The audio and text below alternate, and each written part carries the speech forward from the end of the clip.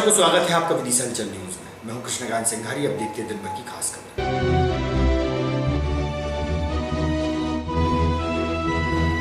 Headline, शहर के 39 वार्डों में 6 जून को होना है मतदान। वार्डों में प्रत्याशियों द्वारा जनता से वोट पाने के लिए हो रहा है संघर्ष।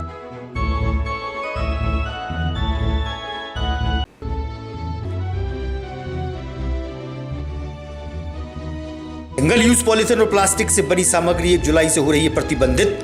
वहीं व्यापारियों ने सरकार की पहल का किया स्वागत।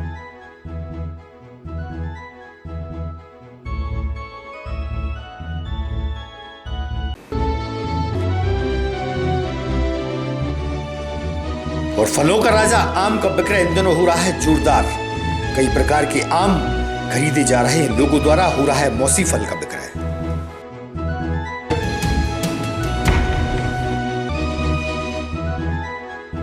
अब खबर विस्तार से। नगर सरकार बनाने के लिए निकाय चुनाव के चलते 39 वार्डों में चुनाव प्रचार चल रहा है। वार्ड प्रत्याशियों द्वारा सघन जनसंपर्क किया जा रहा है। वोटरों को लुभाने के लिए तरह तरह के दावे प्रत्याशियों द्वारा किए जा रहे हैं। सत्ताधारी हो या विपक्ष पार्टी के प्रत्याशियों द्वारा वार्डों में वोट पाने के प्रयासों में कोई कसर नहीं छोड़ी जा रही। निर्दलीय उम्मीदवार भी वोटरों के समक्ष वोट पाने के जतन कर रहे हैं। देखिए आप।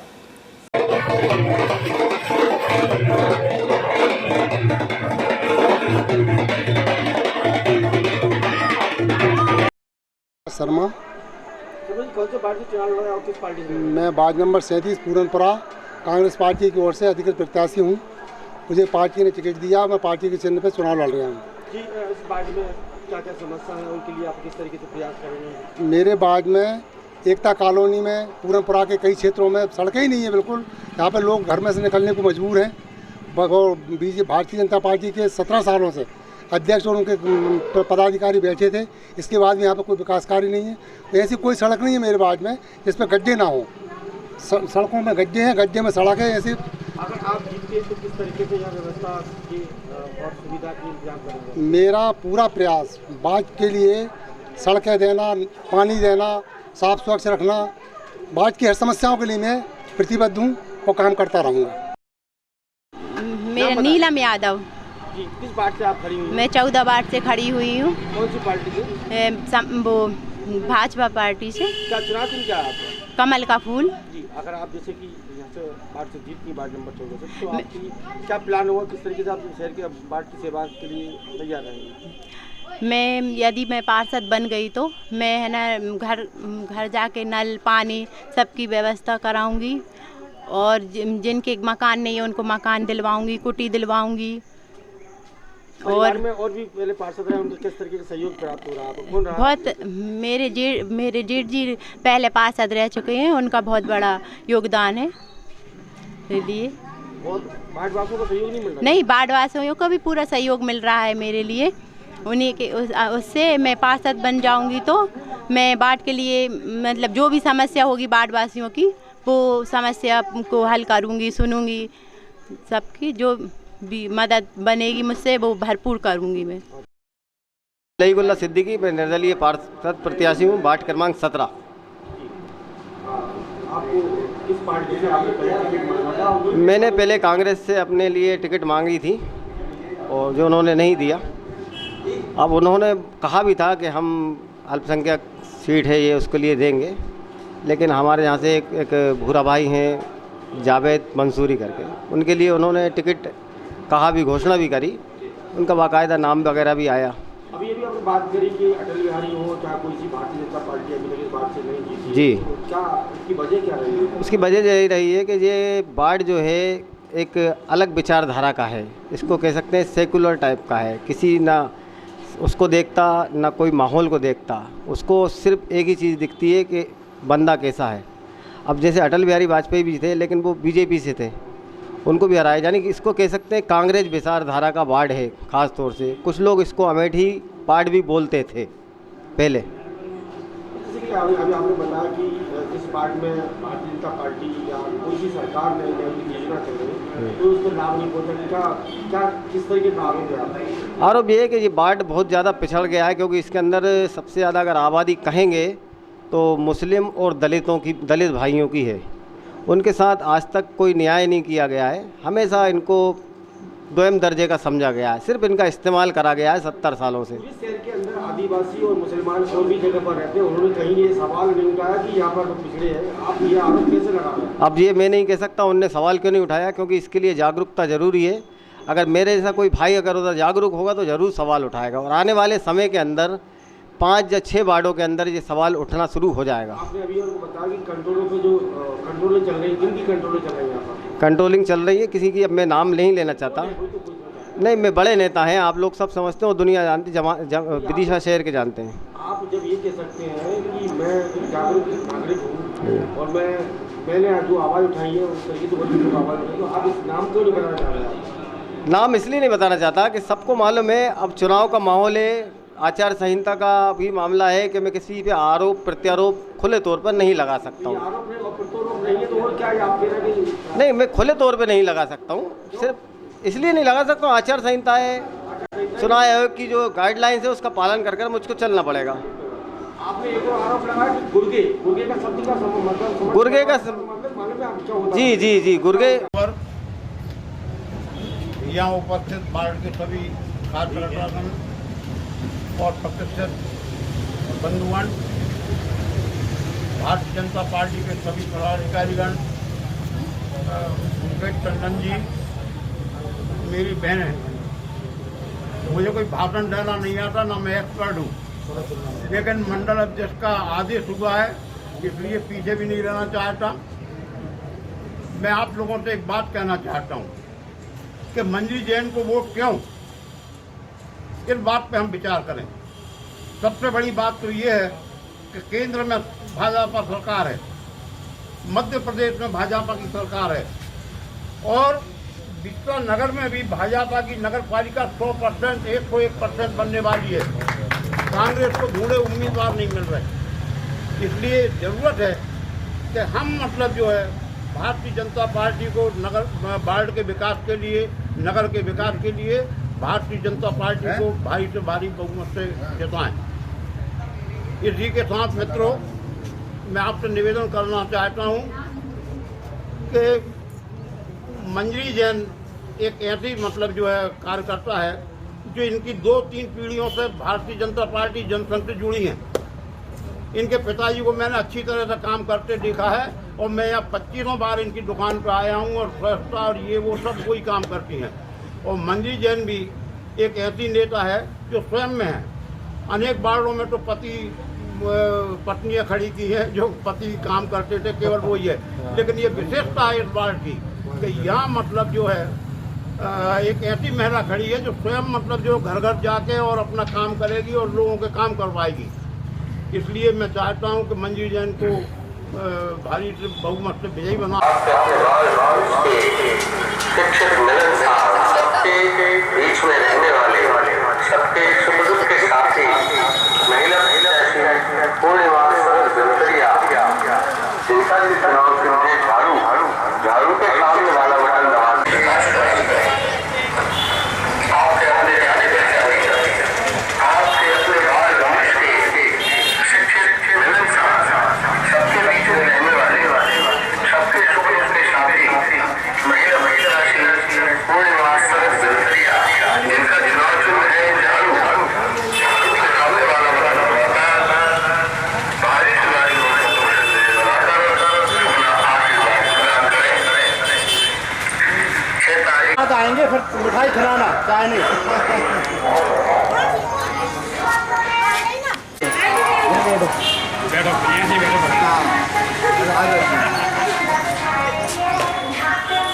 ये 2 जन ही खा रहे इधर देखिए आप, आइए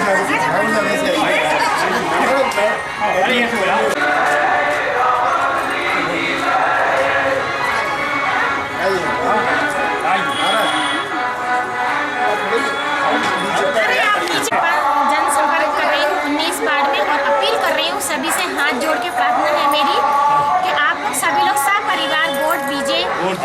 बड़ों का आशीर्वाद की बहुत आवश्यकता है, मुझे आशीर्वाद दीजिए बड़े लोग। विजय कवि हूँ, इस नगर की बहू हूँ, और अपनी बहू को विजय बनाना बहुत अच्छा काम रहेगा, और मैं कोशिश करूँगी कि बहुत अच्छा काम करूँ और आप लोग की मैं खड़ी उतरूं और ब्राह्मण हूँ और ब्राह्मण 1 जुलाई से सिंगल यूज पॉलिथीन और प्लास्टिक से बनी सामग्री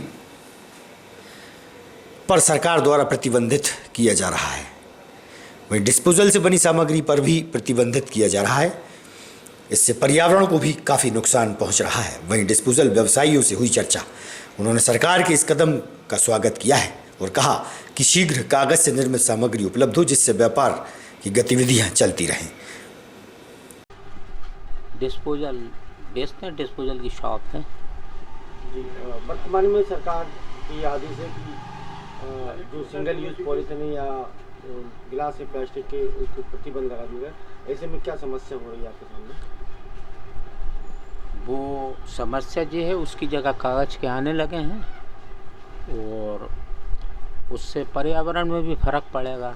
अपन भी ये चाहते हैं कि प्लास्टिक का चम्मच है, कांटे हैं, सभी पे बैन ठीक लगाया। तो जैसे कि इसके दुष्परिणाम क्या थे? जैसे कि जो प्लास्टिक के गिलास थे या चम्मच थे, इससे क्या हानि हो रही थी? पर्यावरण के कारण बताते हैं कि उससे बीमारियां होती हैं, कैंसर होते हैं, ये सब। और इन्हीं सब पे रोक के लिए किया है गवर्नमेंट ने। तो आप इसे क्या उचित कदम मान रहे हैं सरकार का? आप तो उचित ही है साहब, अपन उसे क्या कहें। उसकी जगह उनने अल्टरनेटिव ये कागज़ का दिया है तो वो बेचेंगे। थोड़ी महंगाई में फ़र्क पड़ता है, वो सस्ते रहते थे, ये महंगे हैं। आपके धंधे में कुछ कमी आई क्या? मैं मोहित चौबे भारतीय जनता पार्टी से पूर्व पार्षद हूँ और विदिशा रामलीला मेला समिति के सदस्य हूँ। बात कर लेते हैं, सरकार ने 1 जुलाई से जो पॉलिथीन पर या सिंगल यूज पॉलिथीन डिस्पोजल पर बैन लगाया, इसके बारे में क्या कहेंगे आप? मैं सरकार को बहुत बहुत धन्यवाद देता हूँ और हमारी सरकार है भारतीय जनता पार्टी की। पॉलिथीन पे बैन लगाना बहुत उचित था। इसके लिए बहुत दिन से कई लोगों का प्रयास भी चल रहा था, कई संगठन भी पॉलिथीन बंद करवा रहे थे, तो उन लोगों को भी मैं धन्यवाद देता हूँ। और पॉलिथीन बंद होना बहुत ज़रूरी था, क्योंकि इससे हमारा गौवंश, गौ माता अधिकतर पॉलिथीन खाने से ही शांत होती थी। अतः यही निवेदन करता हूँ कि ये हमेशा पॉलिथीन बंद रहना चाहिए, पॉलिथीन का उपयोग बिल्कुल नहीं होना चाहिए। इससे अपना पर्यावरण भी सही रहेगा। देखिए, डिस्पोजल की दुकानें पर इस तरीके के सामग्री बंद हो गई, लेकिन उनके पास अब रोजगार का संकट हो जाएगा। उसके लिए अपन क्या कहेंगे? उससे अब ये है कि जैसे बंद हुआ है तो उसके लिए अपने ये उसके आते हैं, अपने कागज़ के जो डिस्पोजल आते हैं उसके बनवाएं और उनको चलाएं, वो भी आ रहे हैं डिस्पोजल। आज सरकार ने सिंगल यूज पॉलिथीन और डिस्पोजल बंद कर दिया, इसके बारे में क्या कहेंगे? ये सरकार का बहुत अच्छा डिसीजन है कि इससे एक तो पॉलीथीन कभी नष्ट नहीं होता, वो कहीं ना कहीं पर्यावरण में हमेशा मौजूद रहता है। और ये इतना घातक होता जा रहा है कि कुछ समय के बाद इसमें इतना ज़्यादा इकट्ठा हो जाएगा ये नदियों में। अब हम देख रहे हैं हमारे जानवर खा लेते, गाय खा लेती है, उसके पेट में भी वो ख़त्म नहीं होता, उसको ऑपरेशन करके ही निकालना पड़ता है। बहुत घातक चीज़ है और मैं सरकार के इस डिसीजन का जो है वेलकम करता हूँ कि बहुत अच्छा डिसीजन है। इसके आप कपड़े का झोला यूज़ कर सकते हैं, अपना पेपर का आप पैकेट यूज़ कर सकते हैं, लिफाफा यूज़ कर सकते हैं और बहुत बढ़िया डिसीजन है। सरकार को मैं पुनः शुभकामनाएं देता हूँ, बधाई देता हूँ। जी, बात करें आप राकेश जी एक उद्योगपति हैं और इस उद्योग से कई घर जुड़े हुए थे, तो ऐसे में उनके सामने रोजी रोटी का संकट है, सरकार उनके लिए क्या प्रयास करना चाहिए ताकि उनके रोजगार? इस बात का मैं समर्थन करता हूँ कि कोई भी चीज़ जब बंद होती है तो उसका ऑप्शन ज़रूर पहले सोचना चाहिए कि इसका आगे इससे जो रोज़गार से जुड़े हुए लोगों का क्या होगा। मुझे इतना डिटेल अभी पता नहीं है कि सरकार ने क्या डिसीजन लिया है पूरा, मैं इसको पहले वेरीफाई करूंगा, फिर इसके बारे में मैं आपको बता सकता हूं। लेकिन ये बात ज़रूर है कि अगर कोई चीज़ बंद होती है तो उसका ऑप्शन ज़रूर पहले निकालना चाहिए, क्योंकि इस उद्योग से जुड़े बहुत लोग होंगे कि जो अब बेरोज़गार होंगे। लेकिन ऐसा नहीं है, क्या होता है कि जैसे कोरोना में भी बहुत सारी चीज़ें नई आई, जैसे हमारे यहाँ किट नहीं बनती थी, लेकिन अब हिंदुस्तान में किट बनने लगी है।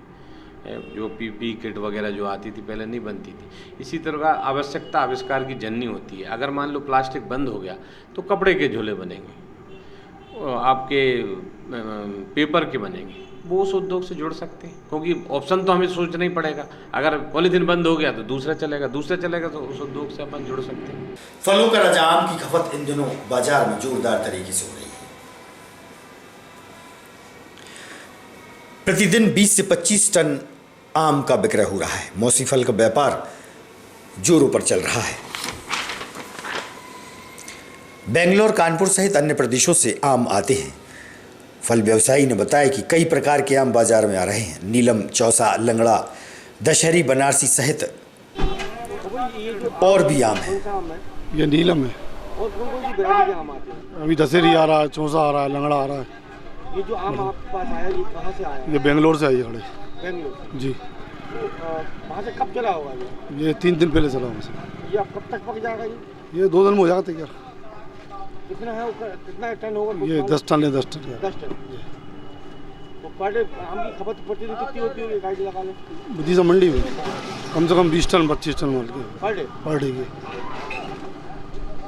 तो अपन ये कहाँ कानपुर से मंगाते हैं? नहीं, ये बेंगलोर से आया। और कहाँ से आता है? इधर कानपुर से भी आता है, लखनऊ से आता है, यूपी से। क्या भाव है कुछ आइडिया? जी। यहाँ पर क्या भाव पड़ेगा वो जी? यहाँ पर पड़ रहा है ये 30 रुपये 35 रुपये किलो और 40 रुपये किलो बिक रहा है। 45 रुपये किलो बिक रहा है। वार्ड नंबर 17 और 18 सहित वार्ड नंबर 36 और 34 चुनाव के दौरान वार्ड प्रत्याशियों द्वारा घर घर जनसंपर्क किया जा रहा है। वोट लेने की जुगत में उम्मीदवार पहुंच रहे हैं। वरिष्ठ नेता भी जनसंपर्क के दौरान शहर के वार्डों में घूम रहे हैं और वार्डों में जनसंपर्क किया जा रहा है। वहीं कांग्रेसियों द्वारा भी वार्डों में पहुंचकर घर घर जाकर वोट पाने की जुगत के प्रयास लगातार जारी है। अरुण जाटव उम्र 14 वर्ष के लगभग कक्षा 10वीं का छात्र था। खेत में काम करते समय बाउंड्री के तारों में अचानक करंट के कारण अरुण जाटव को गंभीर हालत में जिला अस्पताल में लाया गया, जहां उपचार के दौरान करंट से उसकी मौत हो गई। प्रजापिता ब्रह्म कुमारी ईश्वरी विश्वविद्यालय संस्था परिवार के बहन ने बताया, आश्रम में शिक्षा लेने के लिए बच्चे के पिता से चर्चा।